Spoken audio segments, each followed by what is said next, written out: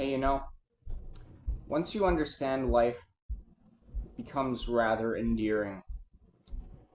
I don't quite understand when people have such a hard time with this life, such a hard time with the pointlessness of life.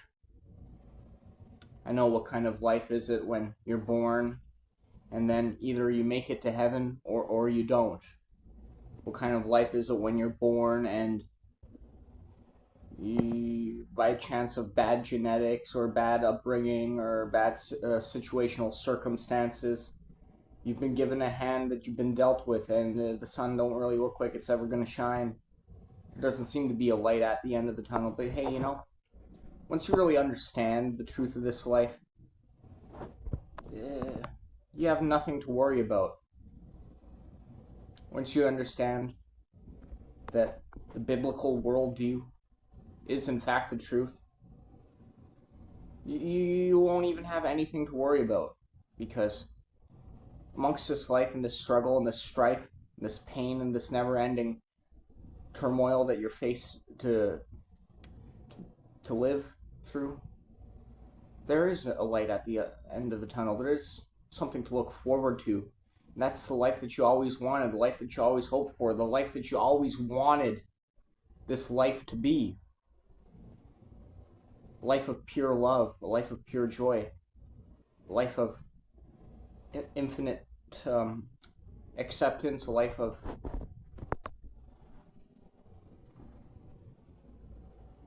it's just everything and more. Everything you wanted and more.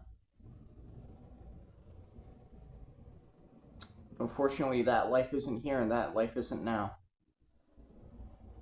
And so you're gonna have to work for it.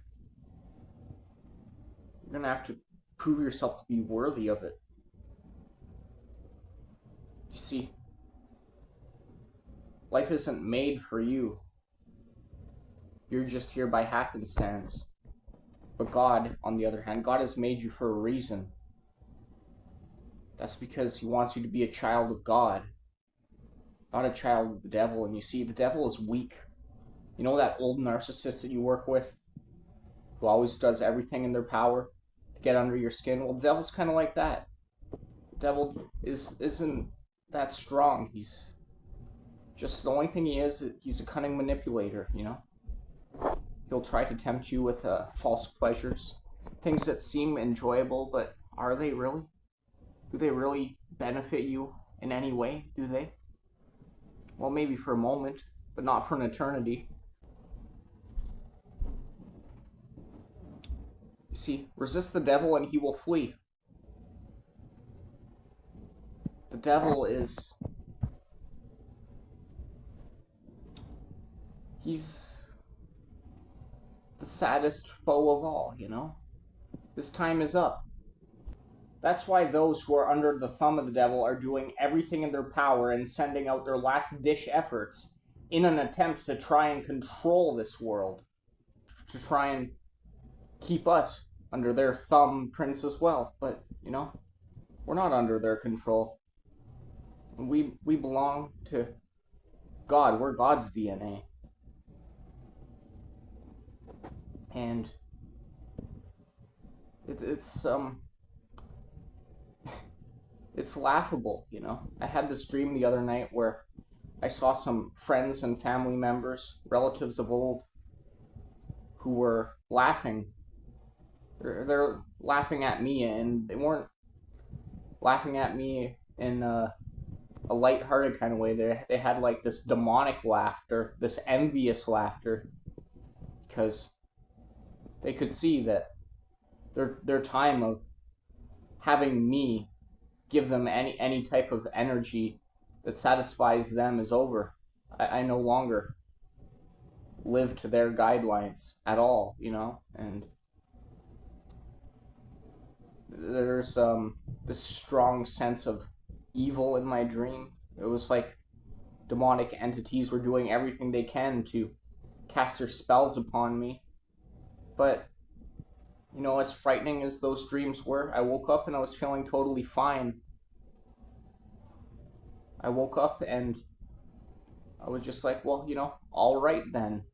that happened, greater is he who is in me than he who is in the world. It don't really matter what's going to happen to me in this life, because this life is vapor, this life is temporary. So to anyone out there who's going through some kind of situation where you have no other choice but to be surrounded by narcissists, or people who are only there to bring you down instead of lift you up,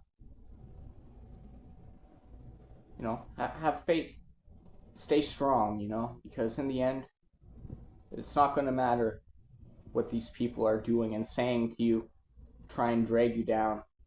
Because at the end of the day, they'll be the ones who remain in the bottom of their endless pit while you ascend to that beauty, that glory, to that glorious life of infinite love. And then you'll see the beauty of life. See, now that you understand this, doesn't it make life kind of easier? There will be a never-ending journey that you have to partake in this life. But don't worry, because God wants you here for a reason. God wants you to share your story with the world, to captivate the minds of others, and hopefully to uplift more souls to a better place, that place that we all deserve. Some say the choice is yours. The power lays within your hands. Well, the choice is yours to have faith. The choice is yours to be hot instead of lukewarm. You have to be hot. God doesn't like it when you're either lukewarm or not hot, because He would rather you be hot in faith. He'd rather you be cold than lukewarm, because at least you're being honest. At least you're being genuine if you're cold. But if you're hot in faith, you would be doing the deeds of God naturally. You'd be doing the will of the Father naturally. You know what I mean?